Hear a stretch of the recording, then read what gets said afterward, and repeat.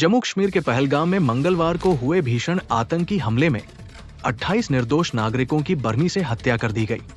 इस कायराना हमले की जिम्मेदारी भले ही किसी आतंकी संगठन ने ली हो, लेकिन भारत ने इसके पीछे सीधे तौर पर पाकिस्तान को जिम्मेदार ठहराया।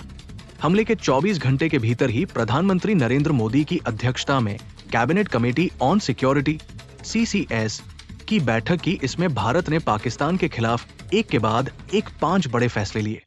इससे पूरी दुनिया को साफ संदेश दे दिया गया कि भारत अब सिर्फ निंदा नहीं करेगा, कार्रवाई करेगा।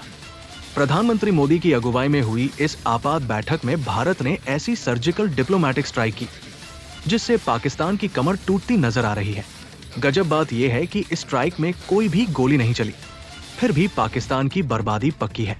खैर, जानते हैं कि आखिर वो कौन से फैसले हैं जो पाक के बर्बादी की कहानी लिखेंगे।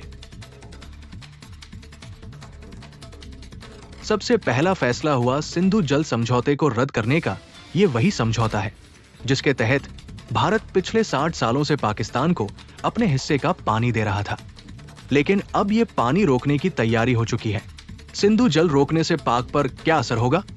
सिंधु, झेलम और चिनाब नदियों के जल पर पाकिस्तान की 80% खेती निर्भर करती है। इन नदियों पर बने कई डैम और हाइड्रो प्रोजेक्ट से पाकिस्तान बिजली भी पैदा करता है। ऐसे में पानी रोकने का भारत का ये कदम पाकिस्तान में पानी और बिजली दोनों की भारी किल्लत पैदा कर सकता है। इससे पाकिस्तान की अर्थव्यवस्था और आम जनजीवन दोनों प्रभावित होंगे। अटारी पोस्ट बंद करने से पाक पर लगा ताला। दूसरा बड़ा फैसला अटारी बॉर्डर पोस्ट को बंद करने का हुआ है। भले ही भारत पाक के बीच औपचारिक व्यापार पहले ही बंद था, लेकिन छोटे व्यापारियों के स्तर पर कुछ चीजों का लेन देन चलता रहता था। अब अटारी पोस्ट बंद होने से ये छोटा लेन देन भी पूरी तरह ठप हो जाएगा, जिससे पाकिस्तानी व्यापारियों को सीधा नुकसान होगा। साग वीजा पर रोक लगाने अब पूरी एंट्री बंद। तीसरे बड़े फैसले के तहत भारत ने पाकिस्तानी नागरिकों के लिए साग वीजा स्कीम को पूरी तरह खत्म कर दिया है। साथ ही उन पाकिस्तानी नागरिकों को भी भारत आने की इजाजत नहीं दी जाएगी जो पारिवारिक कारणों से यहां आते थे। इससे दोनों देशों के बीच मानव स्तर पर भी संपर्क खत्म हो जाएगा। साथ ही सभी पाकिस्तानी नागरिकों को 48 घंटे के अंदर भारत छोड़ने का अल्टीमेटम भी दे दिया गया। पाकिस्तानी उच्चायोग पर भी बड़ी कार्रवाई। भारत ने नई दिल्ली स्थित पाकिस्तानी उच्चायोग में तैनात रक्षा, थल सेना, वायुसेना और नौसेना सलाहकारों को 7 दिन के अंदर देश छोड़ने का आदेश दिया है।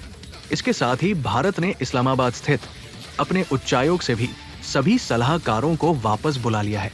इसका मतलब है कि अब दोनों देशों के बीच सैन्य या कूटनीतिक स्तर की कोई बातचीत संभव नहीं रह जाएगी। पाकिस्तान पर भारत का सबसे बड़ा एक्शन। इन फैसलों के साथ भारत ने स्पष्ट कर दिया है कि वो अब पाकिस्तान से हर तरह का रिश्ता खत्म करने की दिशा में बढ़ रहा है। न वीजा, न व्यापार और न ही कूटनीतिक संवाद। हर मोर्चे पर पाकिस्तान को अलग थलग करने की रणनीति पर भारत ने अमल शुरू कर दिया है। पहलगाम के शहीदों का ये बदला कूटनीतिक हथियारों से लिया गया है, जिसने पाकिस्तान को पूरी तरह से हिला कर रख दिया है।